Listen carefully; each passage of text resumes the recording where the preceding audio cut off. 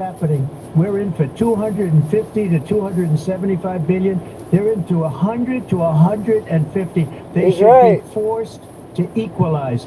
With that being said, I want to get the war settled. I know Zelensky very well, and I know Putin very well. I have a good relationship, and they respect your president. Okay, they respect. They do. That's right. Biden. How would you respect him? Why? For what reason?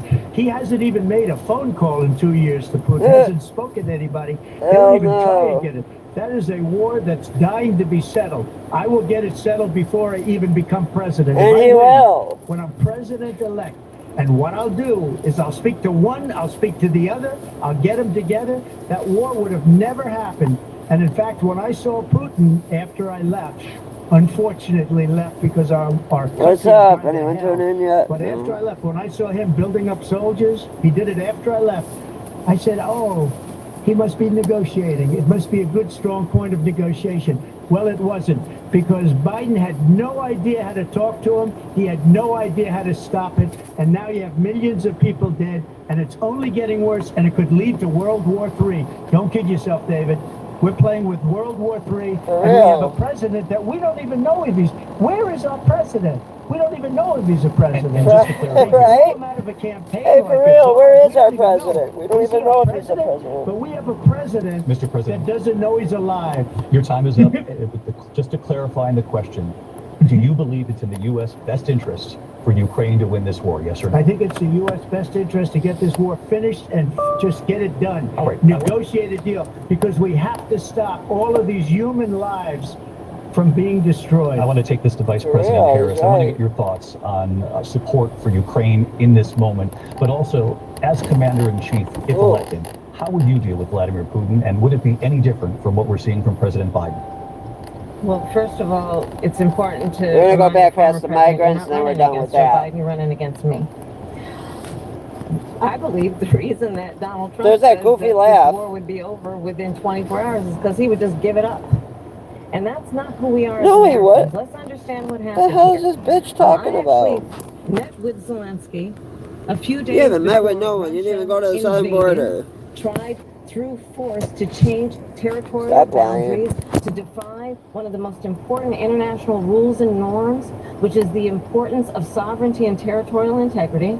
And I met with President Zelensky. I shared with him American intelligence about how he could defend himself. Days later, I went to NATO's eastern flank, to Poland and Romania. And through the work that I and others did, we brought 50 countries together to support Ukraine in its righteous defense.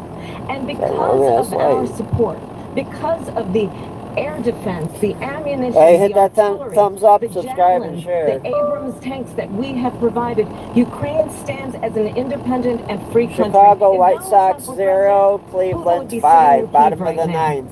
And looks like the Chicago White Sox are going to lose today's games. Bottom of the ninth. It's about Ukraine. 5-0. Understand why the European allies and our NATO allies are so thankful that you are no longer president, and that we understand the importance of the grateful when she'll be no longer president, which is NATO, and what we have done to preserve the ability of Zelensky and the Ukrainians to fight for their independence.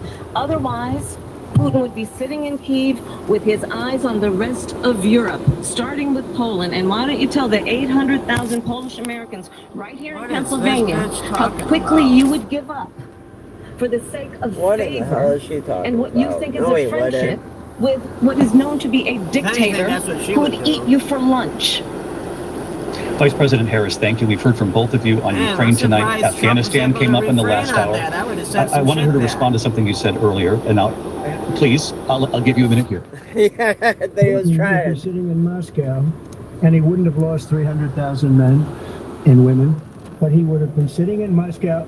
Quiet, please. He would have been sitting. Quiet, please. You treated her. Quiet, please. It is right now, but eventually, you know, he's got a thing that other people don't have. He's got nuclear weapons. They don't ever talk about that. He's got nuclear weapons. Nobody ever thinks about that. Yeah, no one thinks about that. That's maybe true. He'll use them, and maybe he hasn't been that threatening, but he does have that. And that's dangerous. Nobody likes to talk about it. But just so you understand, But it's fact, he's they got sent him. her to negotiate peace before this war started. With a guy with nuclear He went in weapons. and he started the war because everything they said was weak and stupid. They said the wrong things. That war should have never started. She was the emissary.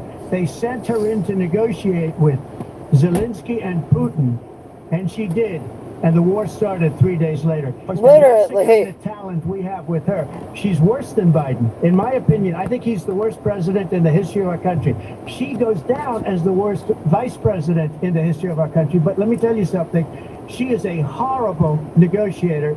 They sent her in to negotiate. As soon as they left, Putin did the invasion. President Trump, thank you. You did bring up something. You said she went to negotiate with Vladimir Putin. Vice President Harris, have you ever met Vladimir Putin? Can you clarify tonight? Yet again, I said at the beginning of this debate, you're going to hear a bunch of lies coming from this fellow. And that is another one. When I went to meet with President Zelensky, I've now met with him over 5 times. The reality is it has been about standing as America always should, as a leader upholding international rules and norms, as a leader who shows strength, understanding that the alliances we have around the world are dependent on our ability to look out for our friends and not favor our enemies because you adore strongmen instead of caring about democracy. And that is very much what is at stake here. The President of the United States is Commander-in-Chief, and the American people have a right to rely on a president who understands the significance of America's role and responsibility. Yeah, that's Trump. In terms of ensuring that there is stability and ensuring we stand up for our principles and not sell them for the benefit bottom of the ninth, of 2 outs. flattery.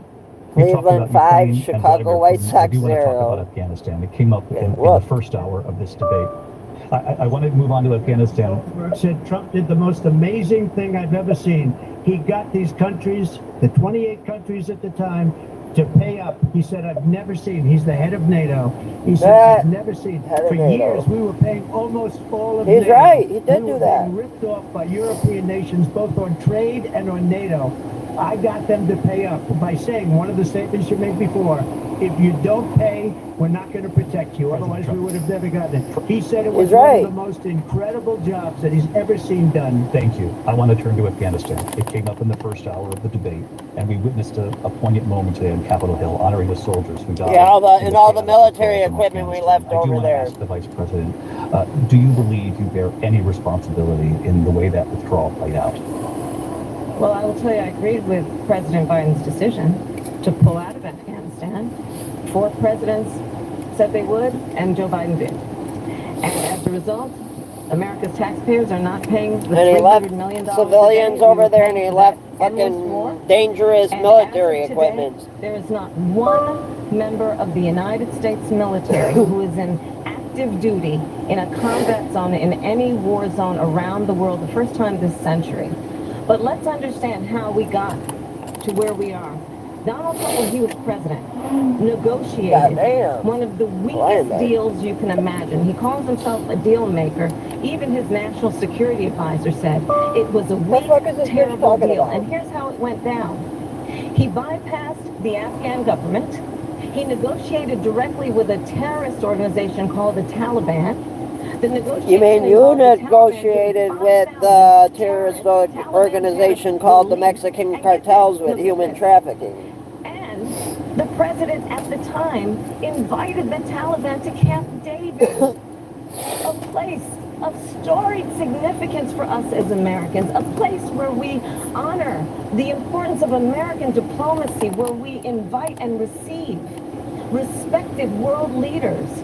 And this the Chicago Cubs game just started. As president invited them.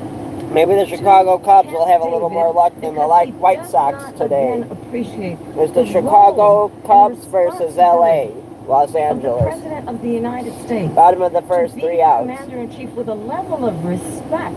And this gets back to the point of how he has consistently disparaged and demeaned members of our military, fallen soldiers, and the work that we must do to uphold the strength and the respect of the United States of America around the world. Vice President Harris, thank you. President Trump, your response to her saying that you began the negotiations with the Taliban. So, if you take a look at that period of time, the Taliban was killing We're going to go see our new voters. a lot of them with snipers. And I got involved with the Taliban because the Taliban was doing the killings. That's the fighting force within Afghanistan. They don't bother doing that because, you know, they deal with the wrong people all the time. But I got involved. And Abdul is the head of the Taliban. He is still the head of the Taliban. And I told Abdul, don't do it anymore. You do it anymore, you're going to have problems. And he said, why do you send me a picture of my house? I said, you're going to have to figure that out, Abdul. And for 18 months, we had nobody killed. We did have an agreement negotiated by Mike Pompeo. It was a very good agreement. The reason it was good, it was we were getting out. We would have been out faster than them, but we wouldn't have lost the soldiers. We wouldn't have left many Americans behind, and we wouldn't have left $85 billion worth of brand new, beautiful military equipment behind. And just to finish, and armed them with it. Below it, the agreement said you have to do this, and they didn't do it. All right, let's go they see didn't Camilla's do it. voters The agreement again. was terminated by us because they didn't do what they were supposed to do. I want to move And on. these people I wanna did the move on. worst withdrawal, and in my He opinion, said, "I the wanna most move on." embarrassing moment in the history of our country. It's And true. by the way, that's why Russia attacked Ukraine, because they saw how incompetent she and her He's boss are. on fire. President Trump, thank you. I Look want at to her move on face. now to race and politics in this country. Mr. President, you recently said of Vice President Harris, quote, I didn't know she was black until a number of years ago when she happened to turn black, and now she wants to be known as black. I want to ask a bigger It's picture true. question here tonight. Why do you believe it's appropriate to weigh in on the racial identity of your opponent? I don't, and I don't care. I don't care what she is. I don't care. You make a big deal out of something. I couldn't care less. Whatever she wants to be is okay with me. But those were your words, so I'm I asking. don't know. I mean, all I can say is I read where she was not black, that she put out, and I'll say That she put And out. then She did I put read that out. she was black, and that's okay. Either one was okay with me. That's up to her. That's up to her. Vice President Harris, your thoughts on this? I think it's, I mean, honestly, I think it's a tragedy that we have Sounds someone strong. who wants to be president who has consistently, over the course of his career, attempted to use race to divide the American people. You know, I do believe that the vast majority of us know that we have so much more in common than what separates us, and we don't want this kind of approach that is just constantly trying to divide us, and especially by race. And let's remember how Donald Trump started. He was land, he owned buildings, and he was investigated because he refused to rent property to black families.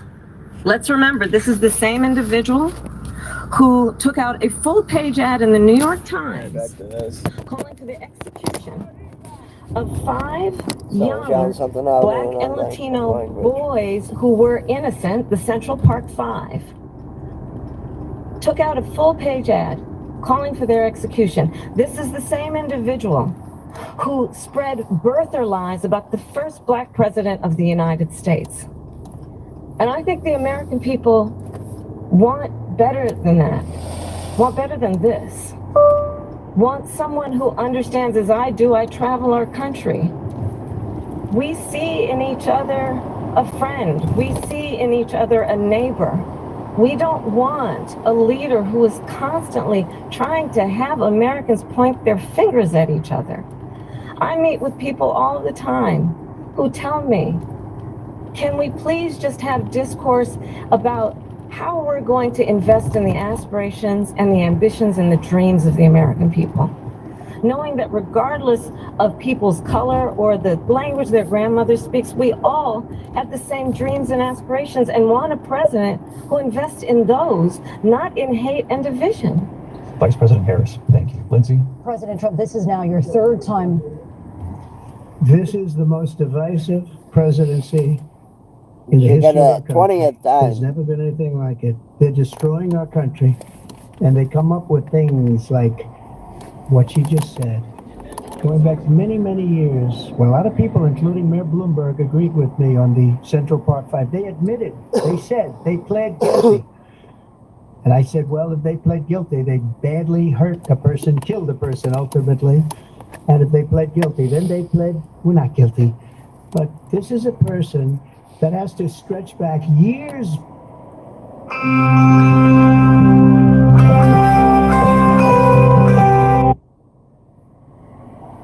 But again, it's going to be bigger, better, and stronger. But they're destroying our economy. They have no idea what a good economy is. Their oil policies, every single policy. And remember this. Literally. Oh, what the fuck? No, go back. Even further into other countries. You have said you would solve this war in 24 hours. You said so just... Remember this. She is Biden. You know, she's trying... I don't know the gentleman. She says, she is Biden. The worst inflation we've ever had. For real? A horrible economy because inflation has made it so bad that you can't get away with that. Literally. I want to respond to that, though. I want to just respond briefly. Clearly, I am not Joe Biden, and I am certainly not Donald Trump. And what I do offer is a new generation of leadership for our country. You offer a jacket One who pile of believes crap. in what is possible. One who brings a sense of optimism about what we can do instead of always disparaging the American people.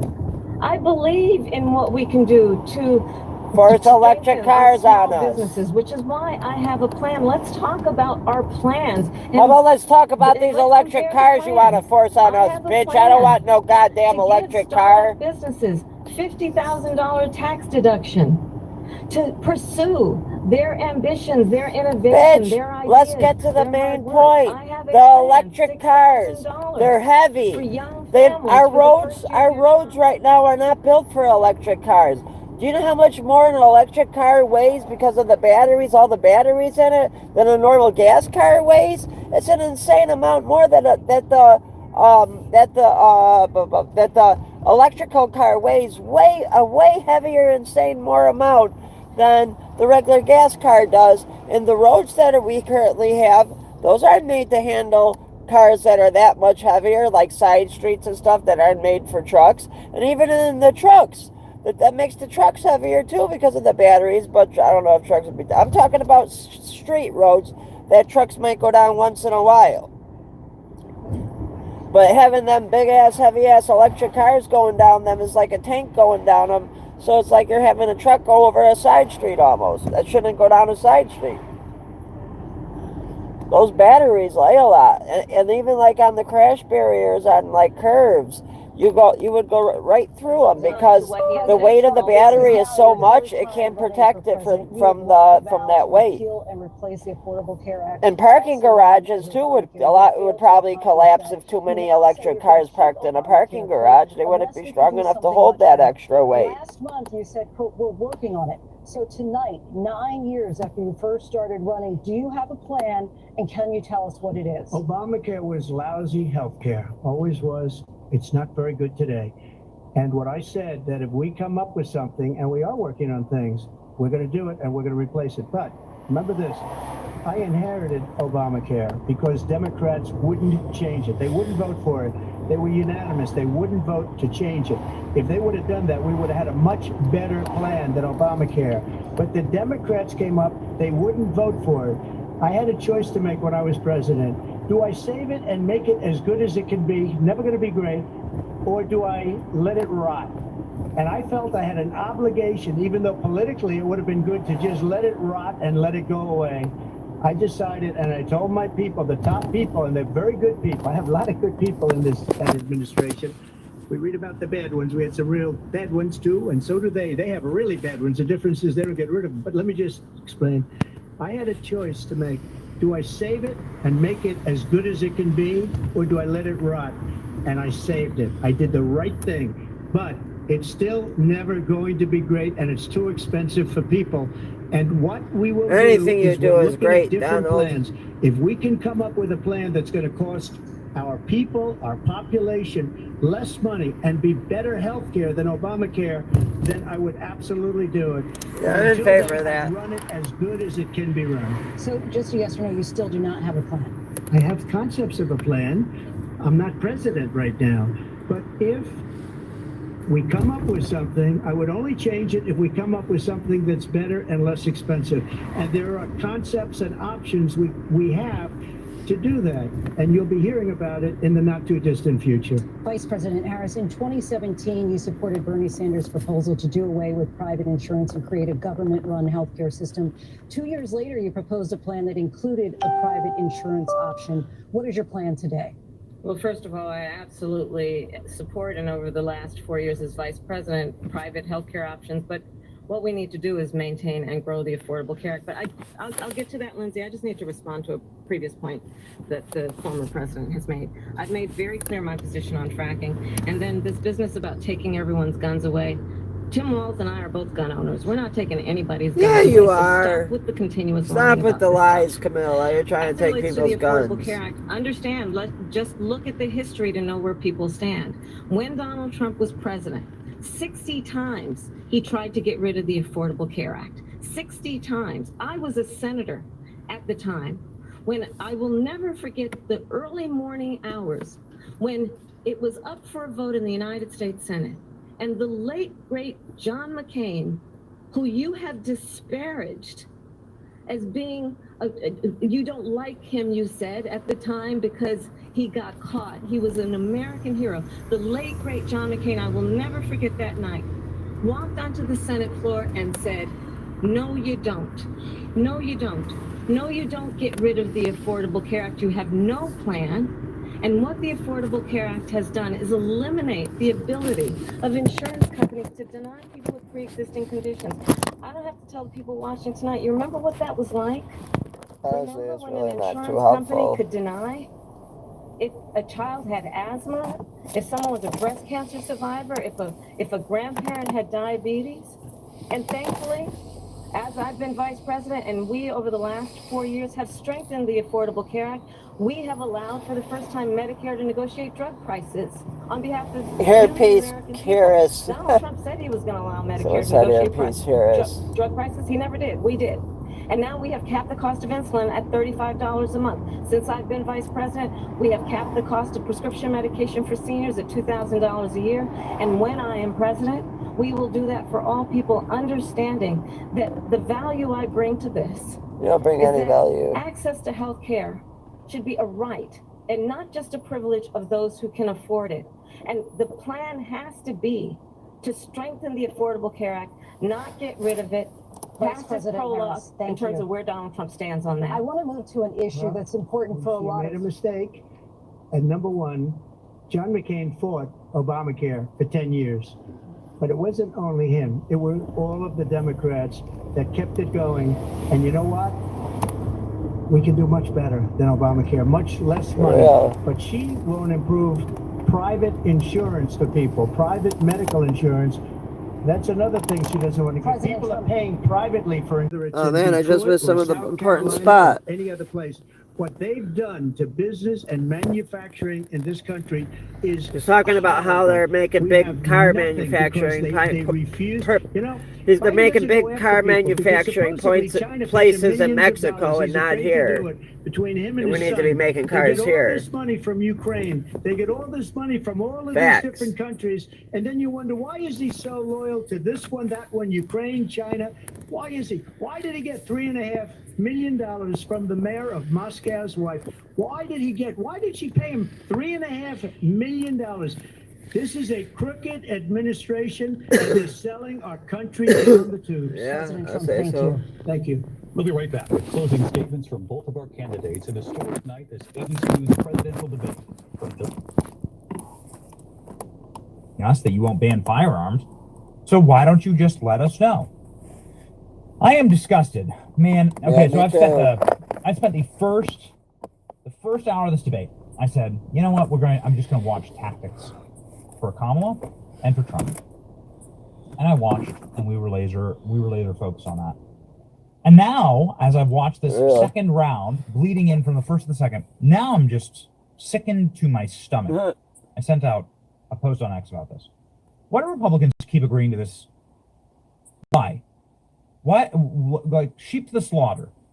I'm not saying that Trump's losing. I think that this debate is potentially a draw, right? I think that this isn't going to move the needle, really. Kamala Harris comes off as naggy and rehearsed and inauthentic and hasn't said anything. She said nothing. The people that already hate Trump, she's just banging a gong, gong, gong, gong. Seriously, she didn't say nothing. For Donald Trump. Donald Trump, I think, has missed some easy layups. For me, it would have been starting the debate by saying, hey, Kamala, I want to give you the rest of my time to tell us why you lied about Joe Biden. That would have been a good idea. For so long. Why'd you do it? Why were you... Why didn't this guy suggest it to Trump? In the cover-up. Greatest cover-up in American history. I think there have been some big... I think there have been some big mistakes. Like, why don't you say the names of the 13 American service members who died in Afghanistan? That's all you have to do. It's something that I so regularly advise Republicans. So I have a cohort. I'm in my 30s. And this guy likes Republicans Trump. Who are in their 30s. They contact me and they ask, and we do debate prep together. I want to be press secretary for this exact reason. What you have to do is learn the power of a nice, long, beautiful silence that is drawn out when you ask the right question. This is something that I've learned in my position here. You have to be the inquisitor. You have to be the one asking the question. The person asking the question has the power. The person asking the question, it's like, I love being interviewed. It's so nice to be interviewed and hear myself talk. No, actually, not hearing yourself talk is what you want. You want to ask about, so here's what you do. Here's what you do. On the border issue, you simply look Kamala in the face and you go, Laken Riley, I want you to say your name. Oh, wow. And I want you to apologize to her family. I have a photo of them right here. Pull out a photo of Laken Riley and her family. And say, this is it. Would you please apologize? Because your policies murdered their daughter. And then you just... Let's read some of these highlights. Trump 2024, hi. Stretch out before you. The camera turns to Kamala. Oh, that's phone. It No, zooms in. This one's not that old. And Kamala goes... Alright, we're gonna start a new video. Like, subscribe, share, thumbs up. Yo, thanks for watching. Okay? I don't think that we'll this be back. debate moves the needles very much.